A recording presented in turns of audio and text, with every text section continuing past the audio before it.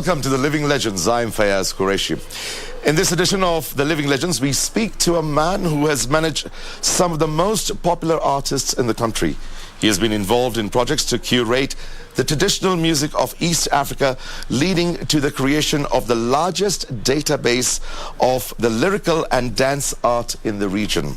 And to top it up, he has led a team that retraced the roots of Kenyan music since 1946, a project that led him to being honored with the Order of Arts and Letters by the French government.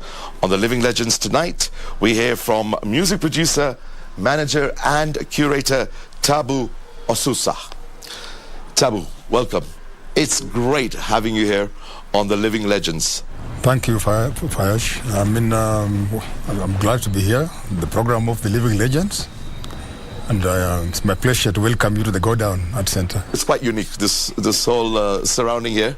It's absolutely awesome. I'm loving it. So let's start off with your early life and education. Well, I was born in 1954 on the southern shores of Lake Victoria in Kenya. And then when I was 10 years old, I moved from Kenya to Uganda in Tororo under the care of a Catholic priest.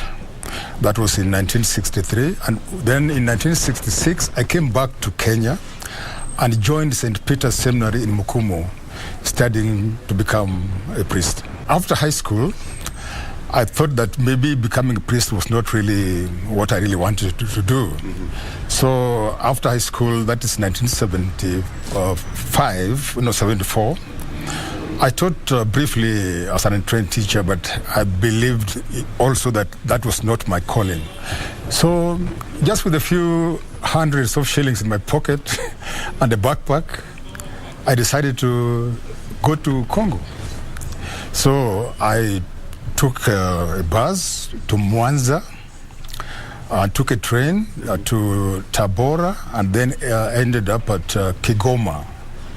But unfortunately, I didn't have a passport, so I could not cross over to Kalemi from Kigoma because this is the vast Lake Tanganyika. Yeah.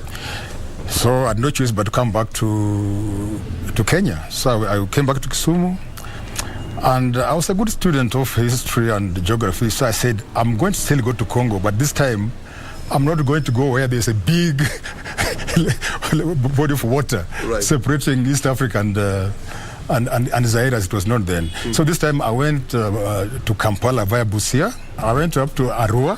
From Arua I went to Aru. Then I still had a problem with my papers, but then those days it was easy. I went to the DC in Arua, and they gave me proper travel permit that made me now close to Aru. Aru is in Zaire. Right. From Aru, I went to Bunia. Then from Bunia, I went to Kisangani, where I taught English for 1 year. I then took the boat ride. It's a very famous boat ride from Kisangani to Kinshasa. It takes 7 days, actually. When I ended up in Kinshasa, I met a Kenyan called, they used to call him Vie Ben. His real names were Ben Nicholas Apudo. He was a great saxophone player, and he had left Kenya for Zaire those days in the late 50s, I think 1959, with a band called City 5. And Ben Nicholas was also married to Fadhili Williams' sister, called Esther John. Wow. So these are the people who took jazz to Congo. So when I met him, they were shocked. Said, "Hey, young man, what are you doing here?" I just said, "Well, I'm just being adventurous and I've ended up here." I said, "Fine, what do you want to do?" I was not really sure. I said, "Well, I'll teach you a bit about music." So actually, he's the one who introduced me to music. It was Ben Nicholas who did that. Okay. Without him, he's the one who taught me all the techniques of music management and the business of music. Yes, now you came back to Kenya and the music scene was changing. You came around 78? Yeah, and you're slowly getting into your 80s at that point. Yeah. And you've got, must be a bit of a shock for you because you had DJs replacing live bands, an explosion of new genres. And tell us about that experience in the 80s. I think when I came back in the 80s, music had not changed that much. And even if it had changed, I did not know it because I was not in music before in Kenya by then. Anyway, but when I arrived in Kenya, I joined a group called Le Quinoa. Yes. Lekinua were performing at Garden Square, and run by Armstrong Kasuku. So when you say you joined them, would you join them as a musician or as their producer? I joined them as their manager. As their manager? Yes, because I just arrived back, and then I met them and said, wow, in fact, they thought I was Congolese. That time I was quite influent in Lingala, you know. Right. So I met Samba Mapangala, was the leader of the group. In fact, there were three vocalists who were leading the group. There was Samba Mapangala, there was Majo Madule, and there was Pele Ondindia. Okay. And I told them, well, you guys, you sound good, because during that time when they were performing at Garden Square, there were two bands. There was Lekinua and there was Mangelepa. Mangelepa. Yes. But you see, the Lekinua fan base was mostly university boys who came from across the Nairobi University, right. Danced the music by around 8 p.m. They had all gone back to their halls. And then now the real action started with the orchestra Mangelepa, who are like the main band, because they were the ones who had a big following of the middle class. Okay. All the salaried guys, people who were the burning power. So Lekinwa would be like a curtain raiser, and then Mangelepa would come, exactly. And the real action would start. Yes, and I didn't like that. I said, look, you guys, we can give these guys a run for their money. I mean, because all you have to do some nice old school rumba. And for us to do that, I told them, we need to add more members in the band. And these guys were very protective of their own, and there were very few people. I told you there was Samba, Majo, Pele, Nicky Joe played the bass, and then there was the drummer was called Fostao. They were not really happy about me trying to bring in people more. So actually they fired me. That's interesting. Yeah, I left the band in 1979. I didn't even take that long. And then Samba joined me. We regrouped and picked a few members from the former group known as Banangenge. Okay. Yeah, there was Fataki Lokasa. There was Jojo Ikomo, who worked with us briefly. There was Manichu, who was playing bass, and Lawi Somana with the lead, and we regrouped. So that was under Virunga now? Yeah, but it was not a band as such. I see. Yeah, it was just a recording outfit. That was just a label at this point in time. In other words, Virunga, recording under that banner. It was just like a loose ensemble. We had the band, we called ourselves Orchestra Virunga, but we didn't have members. Right. We only brought in guys, and that's how we recorded the song Malako Disco. And so that was Samba, Lawiso Mana on lead, and Fataki Lokasa, and Manish on bass. There are a lot of guys anyway. So once we recorded Malako Disco, it was very, very successful. From then on, we went to Polygram, because that's where we recorded the music. And from that, we were able to get musical instruments, state-of-the-art musical instruments. By that time, they're called Rangers, or Ranger and FBT. It was really top of the range. Right. So after recording Malako Disco and having all these great musical instruments, we approached Robbie Armstrong. Now that is the Starlight Club. Yes, then we got a long-term contract with Robbie Armstrong. In fact, the band that we found there was called Black Devils. We literally just took them. Starlight was a very popular club at that point in time. Yes, and we made it even more popular. In fact, that's where the story goes, where Barack Obama Sr. used to have his drinks and anyway.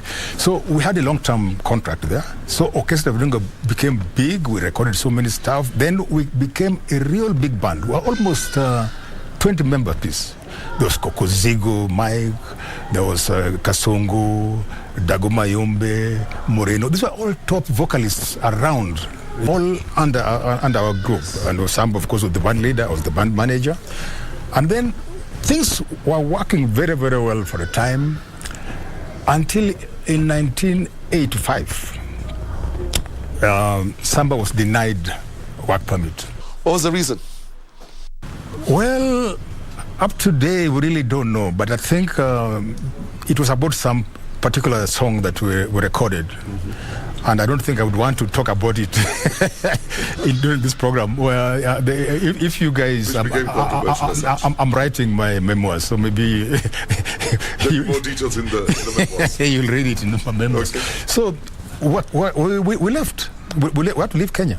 So we moved to Busia, the Ugandan side, just to regroup.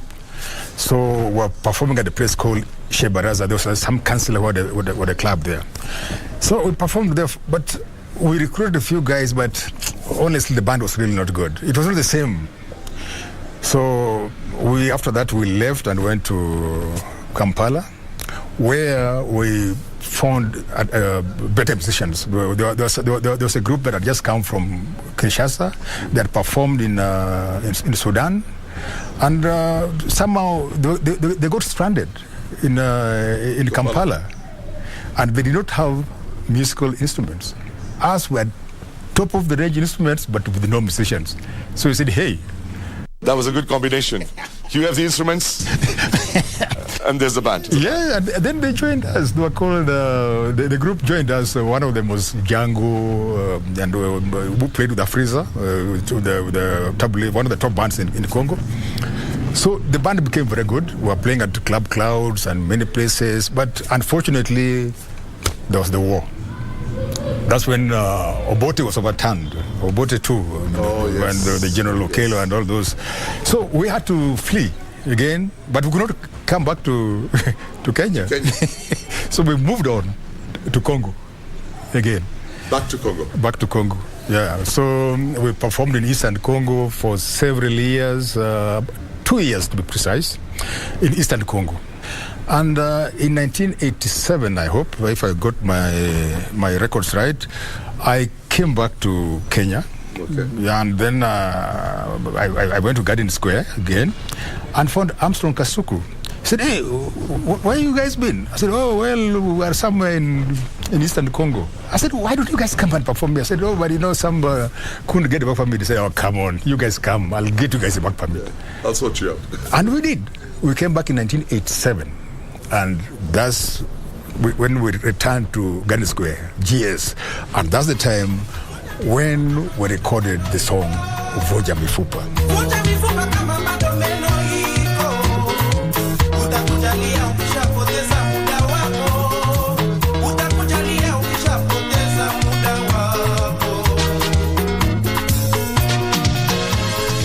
That was really our best time. And then we started touring in Europe, continental Europe, the UK, made more songs, and became really big.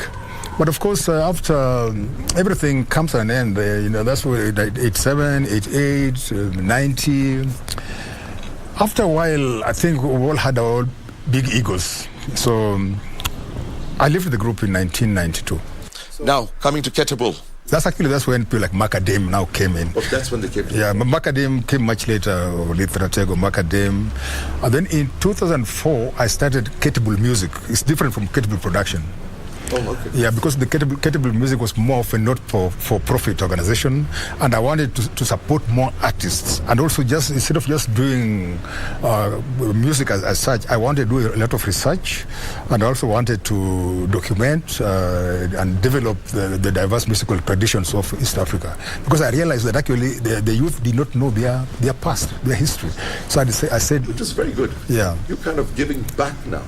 Yes, exactly. So that's what I did, and that's how I started beginning on researching on our past history, and seeing how I could work with the different type of groups. So in 2005, with Alliance Française, we started a program.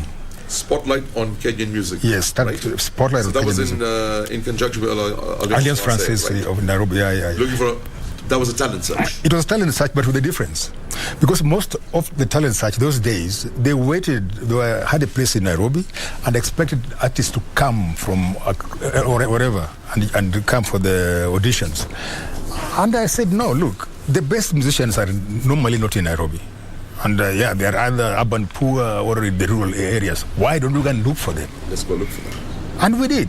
And we identified them and then brought them back to Nairobi and got a professional band for them to work with. And some of them became stars. Like some of the best groups that we know today came from that program. I mean, Sauti Sol, for example, they were just known as Sauti by then. They came from that program. Makadem was also part of that program. There's Juma Tutu. There's so many artists. Mutinda, Gargar. People don't know these facts. Yeah. The contribution has been immense. Yes, there's a group called Gargar. That's Somali ladies. They're fantastic. They've been won awards in France. Even and just recently, like this year, they just came from Reunion Island.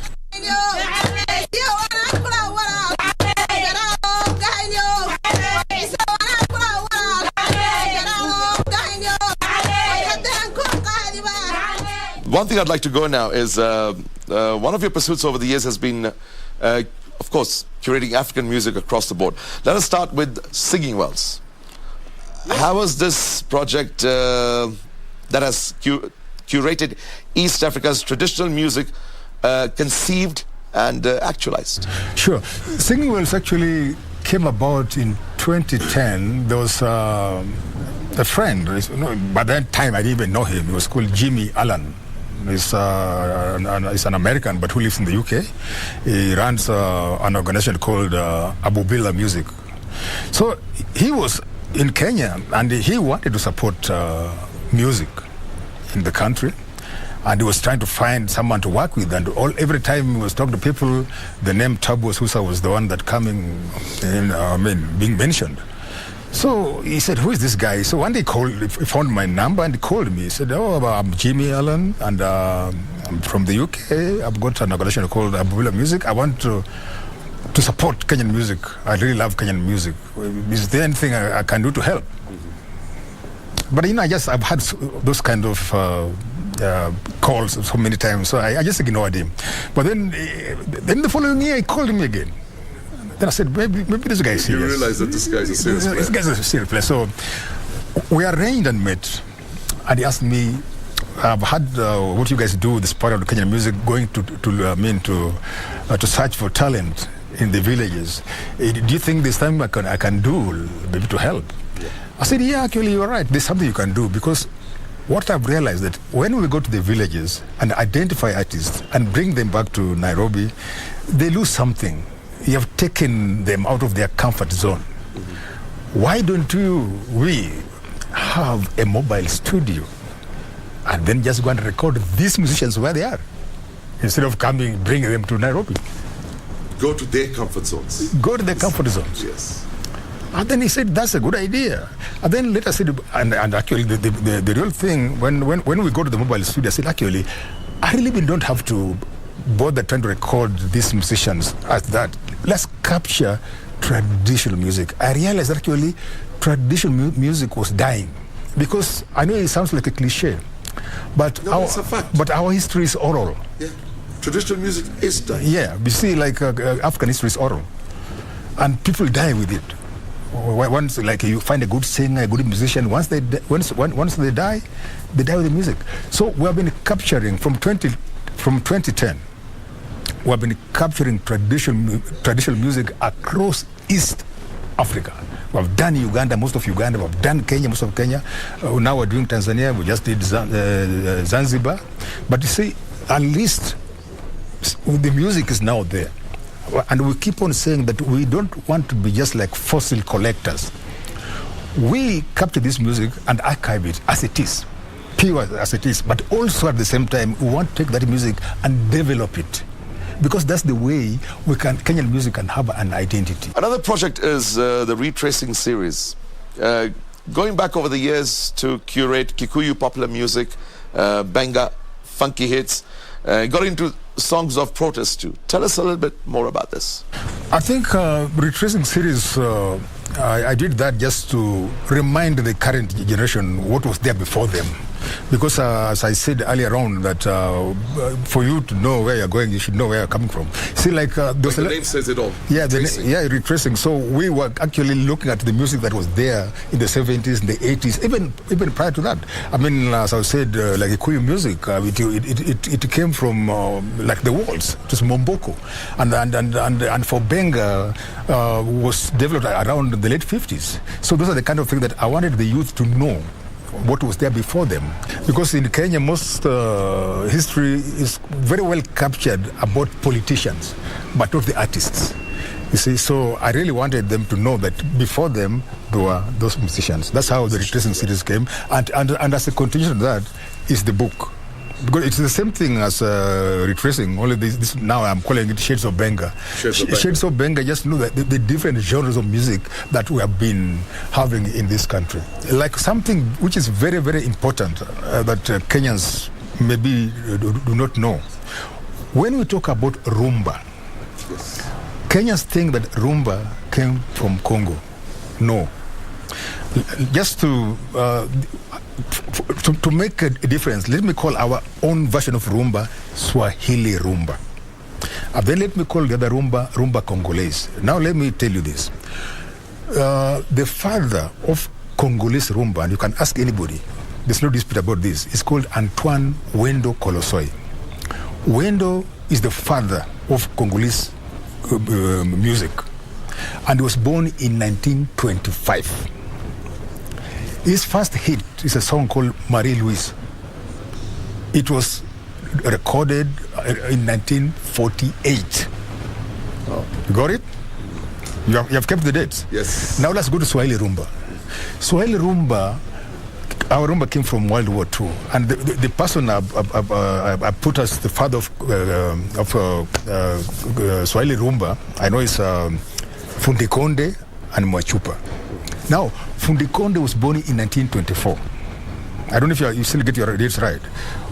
Wendo was born in 1925. Fundi Konde was born in 1924. So it means Fundi Konde was a year older than Wendo. Yes. Fundi Konde's first recordings were done in 1944 in India. In India? Yes, during the World War. 1944? Yes.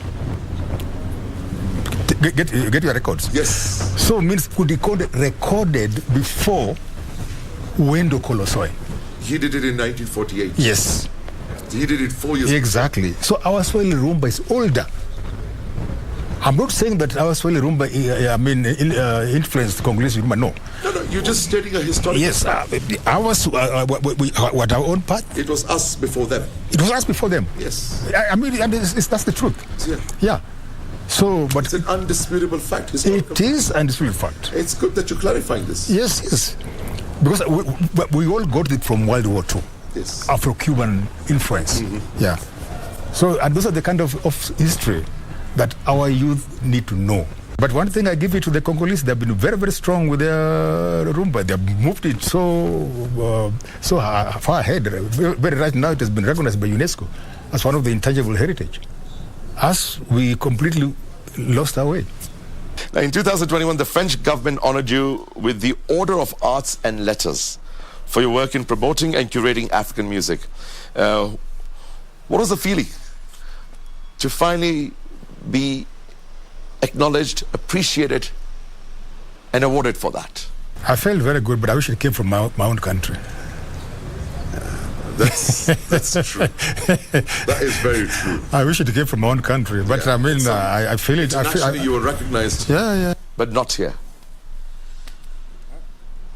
I don't even have the words. That's extremely sad. What's the future for African music, and how do we keep it? The future. Keep it alive, or in our form of flavor? The future is just simple. We just have to go back to the drawing board. You see, like, we have got such diversity of musical genres here. As I was saying earlier on, there's Momboko, there's Benga, there's Chakacha, there's Tarab, there's Omutibo. All we need to do is for the youth to stop being lazy. Take that old form of music and make it current. Yeah. It is to repeat myself that something like Momboko has got Western roots. Mm-hmm. It came from the waltz. Right. So it's so easy for the young musician to take Momboko now and get jazz out of it. So the thing is, you can take any genre, but infuse it with the local. Music has no boundaries. It has no boundaries. Take it, but infuse it with your own to make it really. You have to domesticate it, and that's what we are failing to do. I repeat myself: we have got skilled musicians, very skillful, but honestly, they have to address the elephant in the room is the identity. So I believe, you see, like music like Ohangla, even Tarab, or Motivo, these are beautiful music. But the problem that they are very raw. You find that the people who play this kind of music are musically illiterate. They are culturally literate but musically illiterate. But the people who are musically illiterate are culturally illiterate. They must balance that. You must balance that. Yes. Let's hope your vision and dream comes true. Thank you. I hope so. It's been great speaking to you. You are an absolute legend. I must shake your hand. My pleasure. Thank you very much. Thank you. It's been an extreme pleasure speaking to Tabu Osusa. He has managed great acts like the Samba Mapangala-led Orchestra Virunga, Macadam, Susanna Owio, and the Nairobi City Ensemble. The French government honored him with the Order of Arts and Letters for his work in curating African music. The Singing Wells project is one. The retracing series on Kenya's funky hits, songs of protest, Kikuyu music and Banga all stand out. Thank you very much, Tabu Osusa, for gracing the living legends. Thank you for watching.